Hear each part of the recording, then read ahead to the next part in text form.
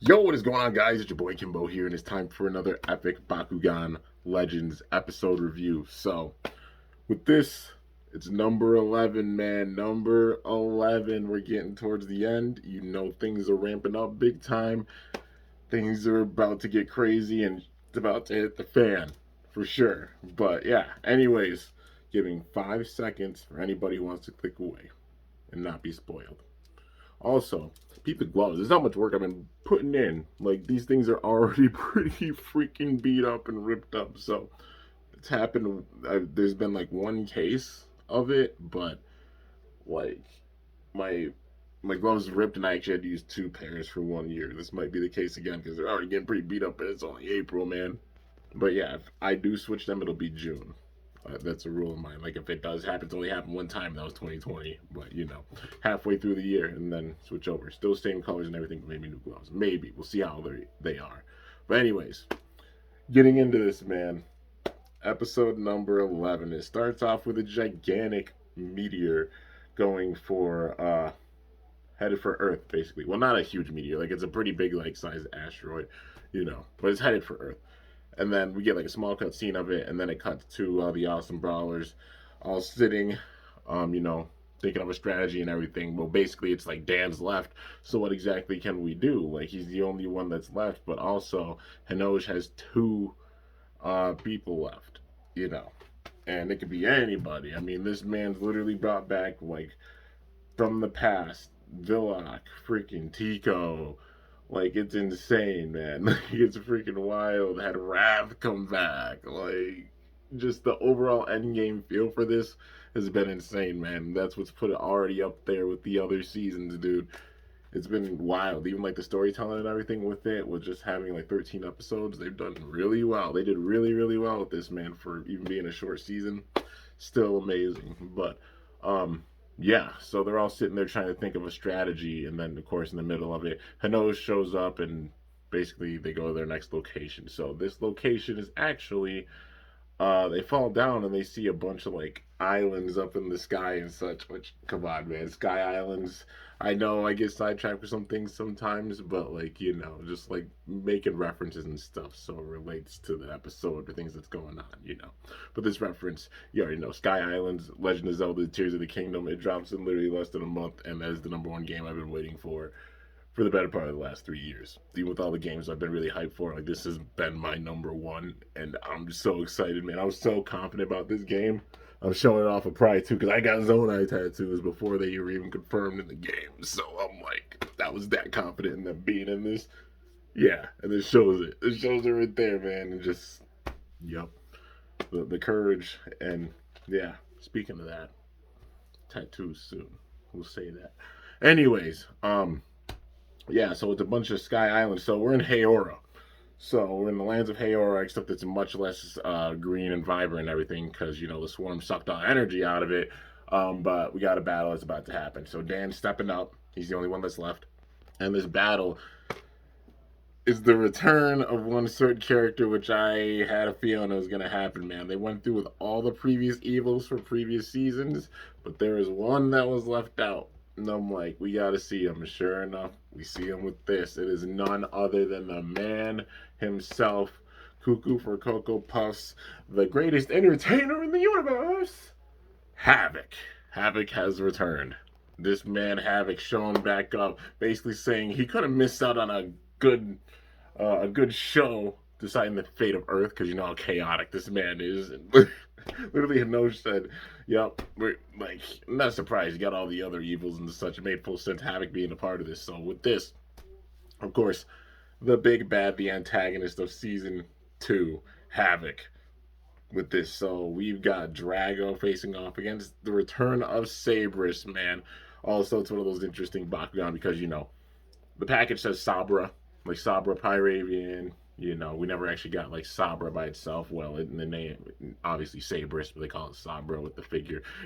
Tomato, tomato. In this case, they made the name for both of them. But yeah, I wish we could have seen like an actual figure for just Sabrus or Sabra.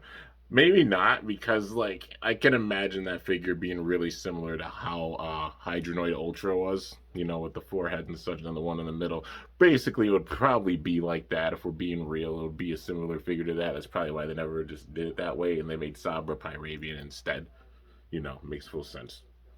But yeah, you want to like the closest thing to actual like Sabra or Sabris Hydronoid Ultra, I'd say. But yeah, man, anyways, it's an intense battle, but with this, like, because the energy's been sucked away, the whole entire like vibe of the area is different. Up is backwards, left is down, like, you know.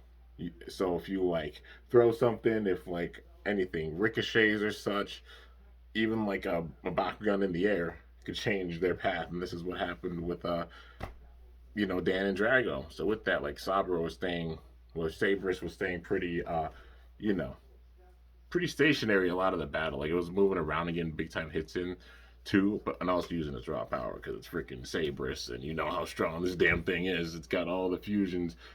Well, it got 5 factions fused into one, so it's insane, man. Not playing any games, but yeah.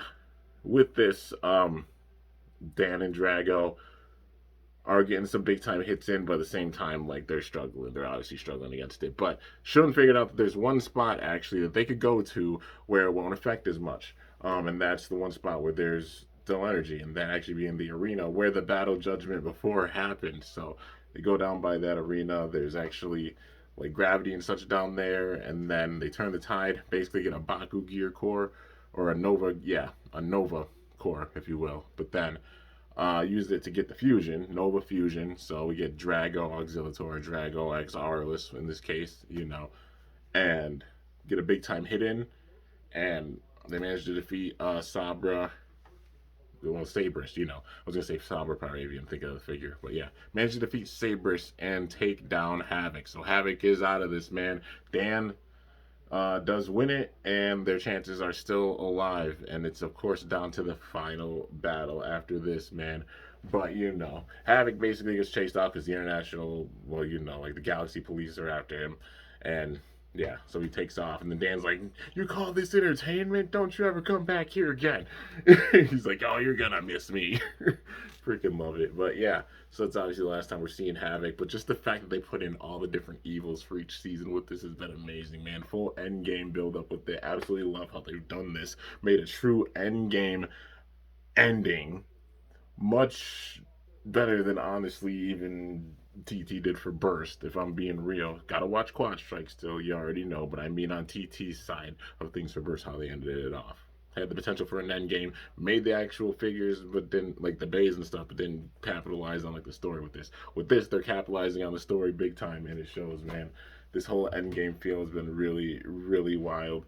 But yeah, it's been freaking awesome just seeing this. And with it, at the same time, all the it wasn't all the brawlers that went. Like Athena and Winton, they've been uh with Faustus um and Benton doing research on the thing, the inductor, I think. But yeah, well, yeah, the inductor. But anyway, segue into this next part of the episode. Of course, Farrell and Drago facing off. Basically, everybody's facing Dan and Drago. You know, getting Dan ready for the battles, and even Leah's like, "Dang, Dan, like, damn, you better hold back, man.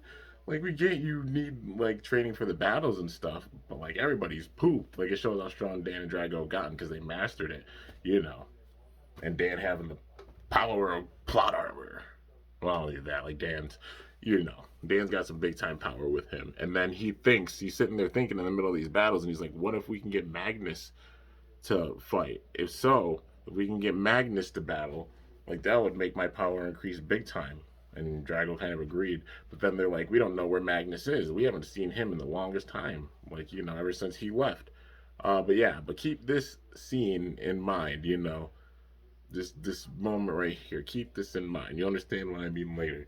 But anyways, um, Dan's sitting there talking a bunch of his back, and he's like, "Oh, I'll be ready whenever Hinoji wants to face off. I'll wipe the floor with him. I'll beat his ass, man." Yeah, basically saying that. And then Hinoji is like, "As you wish," and shows up. And then Dan's like, "I didn't think he was actually listening." But then he teleports them. So Damn it, Dan. Had to sit there and talk smack, didn't you? But it was gonna happen, It was time. So we get teleported to basically I think it's Pyrule, and we're in a big time like crater area with some lava in it. Now, if you're a big time fan of the show and you've seen the reference before, you'll know this spot. As soon as I saw it, I'm like, this spot right here, man. This is the spot that we saw in a certain season, that we saw in season 3.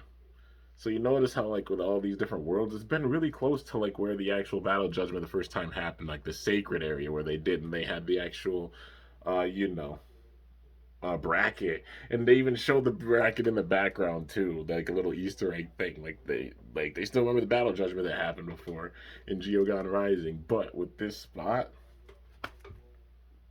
it's a spot that we've seen before. But they show up there and they're like, okay, Hinosh, let's go. Like, Dan's ready. He's like, let's do this, and he's like, I'm not gonna be your opponent. They saw like where Hinosh was trapped, like the kind of like planet looking thing that has a big chunk taken out of it. You know, they saw that and assumed it was going to be Hinosh. Well, it wasn't Hinosh. Somebody actually shows up, and Hinosh is like, you'll recognize this person very well. It's none other than Magnus. That's why they couldn't find him, because it was Magnus. So they're all shocked. They're like, Magnus, why are you here? He says it's simple. You remember the last time you faced off Dan and had a big time battle? It was in that exact spot during the battle judgment, but it got cut off by Villock. You know?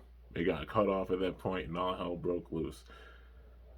But this time, it's their time to settle the score once and for all. So we got the final showdown among rivals with this series, man. The last, I'm assuming probably last 1v1 was before things hit the fan big time. And it's Dan and Magnus. The storytelling with that. They started it all with the first episode of the series, dude. And the 1v1s, at least the final battle of this for the tournaments and everything that we see in all the battles throughout all these seasons. Dan versus Magnus, Drago versus Nilius, dude, and it's intense. They both roll their Bakugan out, and you already know big time hits back and forth, literally basically equal power with this, man. It's been in friggin' tense for sure. But they both sent out their Geogon. So he sends out Archelion, Dan does. Uh, Magnus sends out Hyenix.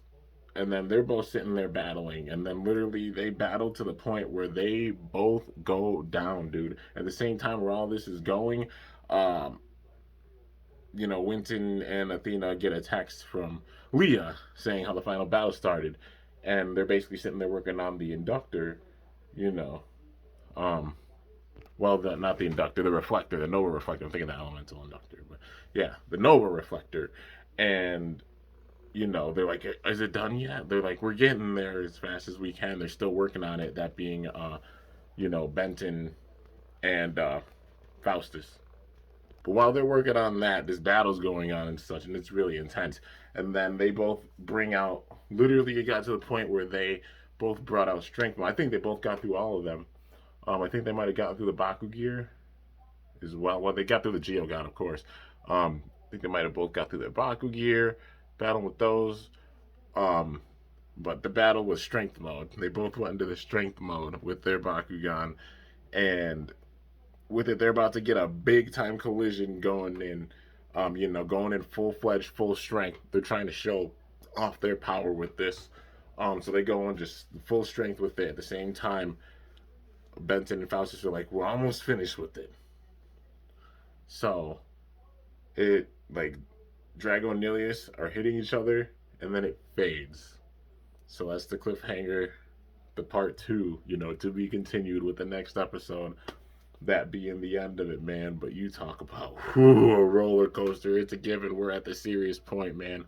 The last fun episode, where we saw Winton and Ebony face off, it's like that's the comedic relief. That's the humor and everything right now, because crap's about to get real for the rest of the season. We're gonna have this big time build and everything, and the showdown, the inevitable showdown for sure.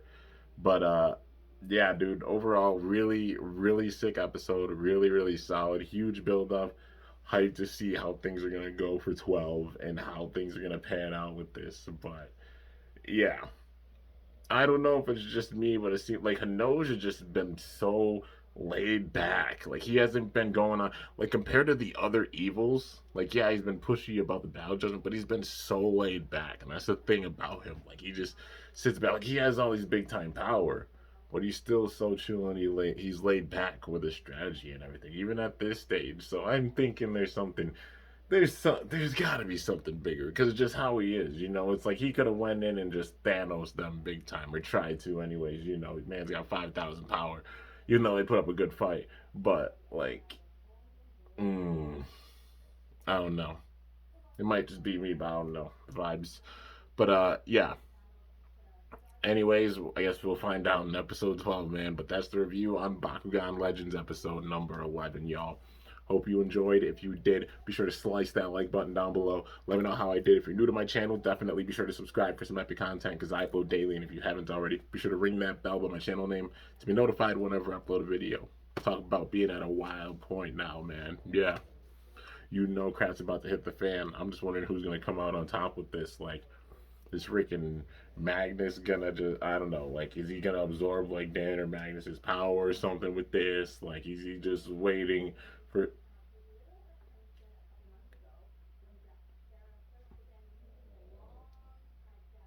is he just waiting for something? Okay, you I'll just leave it at this. I'll just leave it at this. Is a nose waiting? I'm gonna leave it at that. Yeah, well y'all see with the next episode, I guess. Yeah, we'll find out. But just think about it, dude. It's got me wondering what the hell's gonna happen, man. But anyways, it's your boy Kimbo signing off. See you guys later. Thanks so much for watching. Till then, stay awesome and Bakugan Brawl. I'm about out of here.